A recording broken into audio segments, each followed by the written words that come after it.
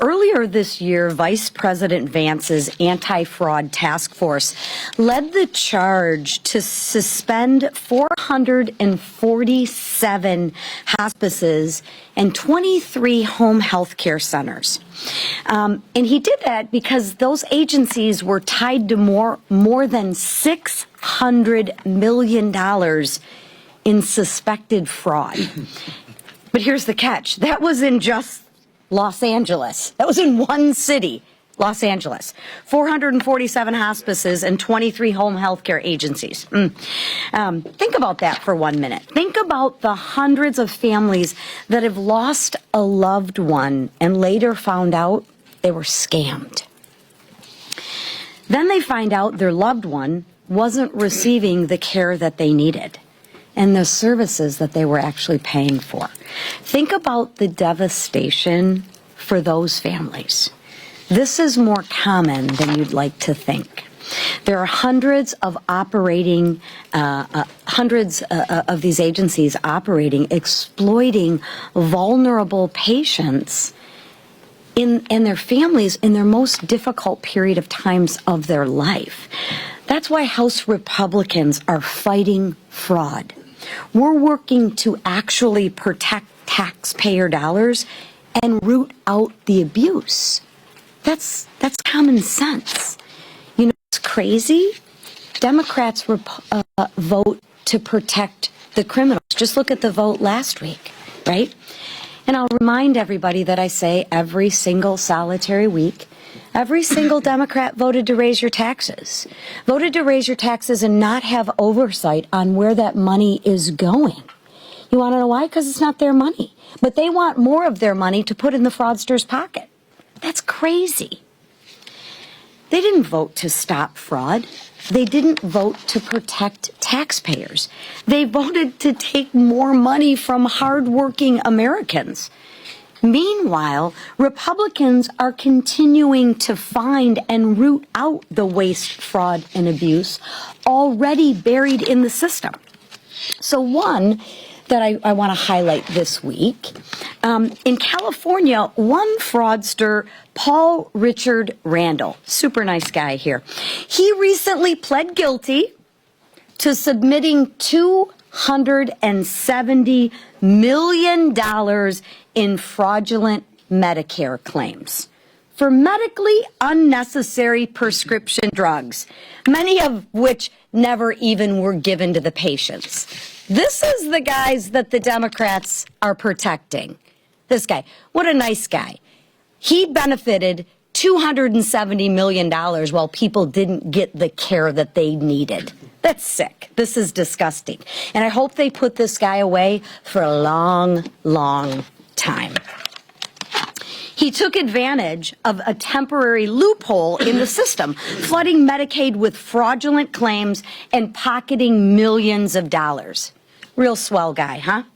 Now he faces up to 30 years behind bars for ripping off the Americans. You know what that is? That's theft.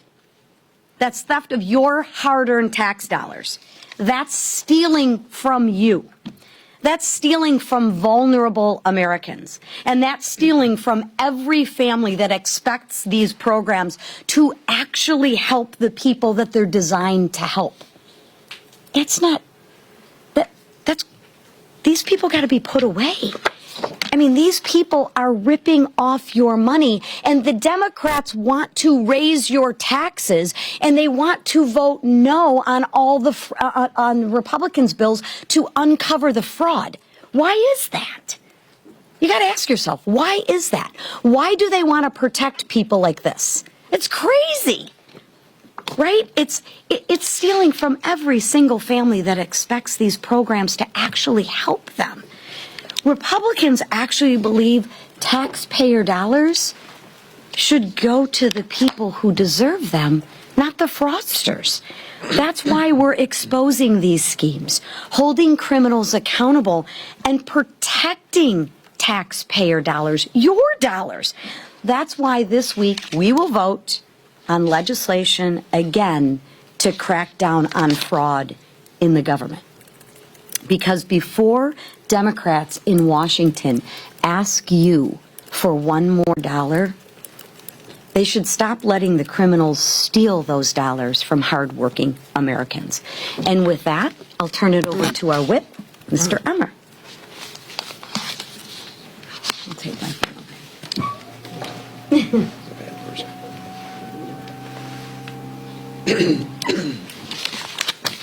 One of these days, I'm going to see how far that goes. Thanks to a new bombshell report from James Comer and the Oversight Committee, we know that Tim Walz and Keith Ellison knew about fraud long before they had said they knew about it previously. Tim Walz and Keith Ellison had 7 years to stop the fraud in Minnesota. Instead, they did nothing while letting billions flow to Somali fraudsters. It wasn't until President Trump made this a national issue that Walz and Ellison even started to pretend to care about their state-run programs, bankrolling lavish lifestyles for Somali fraudsters. My state's so-called leaders claim ignorance. But this report proves that they knew there was rampant fraud in Minnesota. Not only did the Walz administration know about the fraud and look the other way, the report reveals they even retaliated against whistleblowers who tried to stop it. Chairman Comer's report confirms what we all know to be true. Walz and Ellison created the perfect conditions for fraud, knowingly looked the other way when it was discovered and committed, and left hard-working taxpayers, disabled Americans that our conference chair was just referring to, and hungry children out to dry in the process. All because they were afraid of being called racist. Somali fraudsters may be holding the smoking gun, but Walz and Ellison handed it to them, locked and loaded. Thankfully, the Trump administration is putting an end to fraud in this country. The White House Fraud Task Force is turning off the spigots. The Department of Justice is prosecuting the fraudsters, and just last night, Vice President J.D. Vance announced he is referring the Walz-Flanagan-Ellison administration failures to act on the DOI's new fraud division for criminal investigation. He's going to refer it to the new task force. Here in the House, Republicans are strengthening government programs to defend against fraud and serve the vulnerable Americans they are actually intended for. The contrast could not be more clear. While Democrats facilitate fraud, Republicans tackle it head on. And we'll be doing even more of that this week. This is just the tip of the iceberg. Somali fraudsters and their enablers can't hide from accountability. With that, I'll turn it over to our leader, Steve Scalise. Thank you, Whip. As the Whip discussed, we're bringing a number of additional bills this week to combat fraud, and it's something that we've been seeing, we've been exposing, we've been bringing more tools forward so that we can root out fraud to protect taxpayers. And it's not just taxpayers who suffer. It's a lot of these programs that were intended to help mostly low-income people, kids with disabilities. If you think about some of the Minnesota fraud that's going on and the quote-unquote Leering centers that you all now know about, that money was intended for students, for children.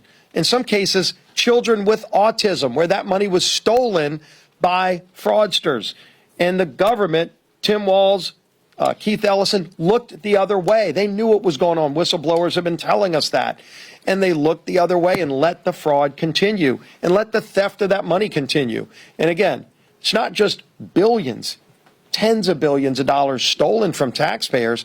It's money that's not going to people who need it. People with disabilities, senior citizens. Dr. Oz has talked about some of the fraud that he's seen in programs like hospice, where criminal organizations, not just individuals, in some cases foreign countries operating with criminal entities and enterprises are setting up shops to steal tens of billions of dollars, in some cases taking programs away from people, healthcare programs away, and forcing people into things that they don't need, taking away benefits they paid into their whole life, and those dollars are gone, and we're now working to root it out. And you would think this would be an initiative that everybody in Congress would work on together. I wish it was. Sadly, you saw the vote last week. We brought a bill forward to root out fraud in child care centers. So it's not just suspected fraud, but if somebody's actually convicted of stealing money from child care programs, We bet a bill that says you can't participate anymore if you've already stolen money from taxpayers. And do you know that 98% of Democrats on the House floor last week voted against that bill? 98% of Democrats voted to protect the fraudsters who were stealing money from child care programs. That's who Democrats are protecting. They're protecting criminals who are stealing money from children. It's that basic. So we're going to continue to bring more bills to protect the taxpayers of this country, to root out the fraud that we're seeing. We're also, of course, bringing a bill later today on Reconciliation 2.0 to fully fund the Department of Homeland Security. The final piece, as you know, is to fund ICE and border protection. This is a piece that Democrats have said they don't want to fund because they want open borders. They have made it crystal clear, the Democrat Party in Washington, that they want to go back to open borders, and we're not going to do that. We need to fully fund this department, especially at a time of heightened security threats. We also need to make sure that we renew FISA. One of the reasons that the Speaker's not here right now is he's over at the White House working with the President to finalize this agreement on FISA. You have the bill over in the Senate. We, of course, passed a bill to have a long-term renewal of FISA. The bill is over in the Senate. They're having negotiations right now, and hopefully they get it resolved. We stand ready to move that bill as soon as it's resolved in the Senate. But, hopefully that happens today, tomorrow. But it's important that that program does not go dark on Friday when it expires, because just understand, FISA has been used time and time again to stop terrorist attacks here on our homeland, on American soil, to prevent terrorist attacks. And that's a critical tool that we need to renew. So a lot of other things going on. I will point out a Truth Social post that Marlon Stutzman put out over the weekend, chronicling, a lot of you may be familiar, the Chicago Bears are looking at moving right now to Indiana. Yes, the Chicago Bears playing in Indiana. And you would ask why. He literally lays out in brutal detail how Democrats at all levels in Chicago and the state of Illinois literally ran the Chicago Bears out of Chicago and out of the state of Illinois. And I think it's just important to point out, when you look at what's coming up and what's the difference between the two parties, how one party literally after 100 years of the Chicago Bears playing football in Chicago, they're going to ultimately end up playing in Indiana, and they didn't want to. They wanted to stay, but now a multi-billion-dollar program with jobs, with tax revenue, all of that is going to leave the state of Illinois because they ran it out of the state through very specific actions that Marlon Stutzman chronicled. With that, finally, hopefully I see a lot of you out tomorrow night at the baseball game. Republicans will be playing the Democrats in a spirited competition. It is officially now a sellout. 38,000 tickets have been sold, which is pretty impressive when you think about it. And over $3 million for local charities raised already in the bank. And that's something we're very proud of. It helps a lot of youth programs here in the District of Columbia, and it's something that Republicans and Democrats come together to do. We want to beat the Democrats. We beat them last year 13-2. We want to beat them again, but we also come together to raise money for a really good cause. Hope to see all of you there. And with that, we'll be happy to take some questions. Yes. Thank you, Leader. You both talked about the importance of protecting taxpayers. So I wanted to know, yes or no, if the $1.8 billion weaponization fund is a good use of taxpayer funds. Well, there is no weaponization fund. As you know, that was thought back and forth. And I know the president's talked about it. It was initially part of the discussion on Reconciliation 2.0 in the Senate. But as the Senate grappled with it, it was one of the final pieces that they dealt with. They chose not to put in place a weaponization fund. So the bill we have in the House does not have any funding for a weaponization fund. Yeah. Sir, last week the House passed Ukraine Support Act. Why was the leadership of your conference against putting this bill on the floor? Well, it was a discharge petition that went around some of the negotiations that are going on right now. If you look, there are negotiations going on in earnest between the Congress and the White House to put stronger sanctions against Russia. All of us, and I've supported this conflict on the Ukrainian side so that they can win. I mean, they've been incredibly heroic and brave in this fight. We want to see more pressure put on Russia, and there is a better approach right now being taken, better than the bill that was before us, frankly, I think the bill that was voted on last week undermines some of those efforts to put more pressure on Russia. So the negotiations are ongoing to have a stronger sanctions bill against Russia to help Ukraine even more. Leader Scott, the president keeps saying that the California election was rigged. What evidence have you seen to show that there has been widespread fraud that has caused this election to be stolen, in the words of the president? Well, if you look over the years, what our concerns have been is on this wide scale where they mail ballots to everybody, and then they have vote harvesting in California. And other states do this too, not many, but in states that do, I think where you really have a lot of voter anger, and you're seeing it in Los Angeles right now, even in their mayor's race, where you had wide changes after election night in the results of an election. And for days and weeks later,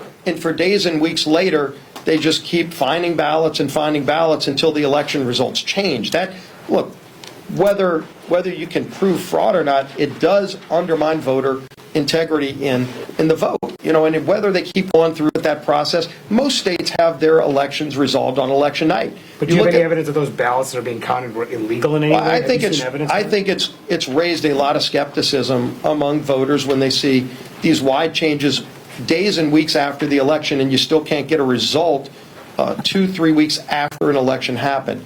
Why not have all of your elections take place on election day and have the results that night? Florida used to have problems years ago, and they fixed their problems. And now you get the results by usually 9:30 at night in a large state like Florida. It obviously can be done if you choose to do it. And if you don't, it just undermines a lot of people's faith in those elections. Yes, ma'am. On discharge petitions, do you think members should be able to sign on to those, or do you disagree with the tool as I don't support that process. I mean, look, we have committees, and the committees do hard work. And, everybody's got their own bills that they might want to move. And, as the majority leader, when people come to me and they want a bill moved, I tell them, first thing I always tell them is go talk to the chairman, work through the committee process. That is what the regular order is around here. And obviously most people do that. You might not always get the result you want when you go to committee, but that is the legislative process, and that's what I've surely urged we do. Maybe we take one more. Yes, ma'am. What do you say to members who say that reconciliation shouldn't be used to instead of the normal appropriations process? Well, we haven't done a normal appropriations process through reconciliation. What we're doing here is, if you look at Reconciliation 2.0, the bill that's before us today, it is taking two areas of the Department of Homeland Security that Democrats have completely walked away from and said we're not going to fund it at all because they want an open border. And so as long as the Senate has a 60-vote requirement, we in the House passed a bill to fully fund the department. So it's not a House issue, it's a Senate problem. And you've seen it with other bills too. But on this front, the question is then, is there another way to properly fund the rest of the Homeland Security Department that isn't funded? Most of it's funded, but two critical pieces, ICE and CBP, are not. And so you can do that through reconciliation, and that's the process that is being used. Leader? Last one. Thank you, Mr. Leader. I appreciate it. You came here early. You're in the front row. That's right, exactly. I know, representing here in the front row. As you said, the House has passed a version of FISA reauthorization. The Senate, if it passes it, is expected to pass a slightly different version. Given the idea of Bill Pulte stepping in as the acting DNI, do you believe the House has the votes now, Democrats are now off the table, it seems, to actually pass FISA over here, a reauthorization, if Bill Pulte is still in the mix? Well, we made it clear, first of all, that everybody has acknowledged this is a critical tool in America's national security. And if somebody wants to play games and say, well, they might not agree with an appointment in the Senate confirmation process, let that play out. But you're really going to jeopardize the national security of America over a personality issue. And so right now what we're doing in the House is saying, we're not going to play that game. We're going to properly make sure that FISA is renewed. We passed a bill to do that. It's over in the Senate. The Senate's working through that. I hope they figure it out, because it's too critical for our national security that that program does not go dark. Friday night, of course, is the midnight hour, so to speak. And so we're here. We're going to work to get it done. One way or another, we have to keep FISA going because it's critical to America's national security, and it has stopped. No one disputes it has stopped multiple terrorist attacks here on our homeland. Anybody that would vote against that is putting America's national security at risk. I sure hope nobody would do that. Thank you. Mr. Leader, one more time.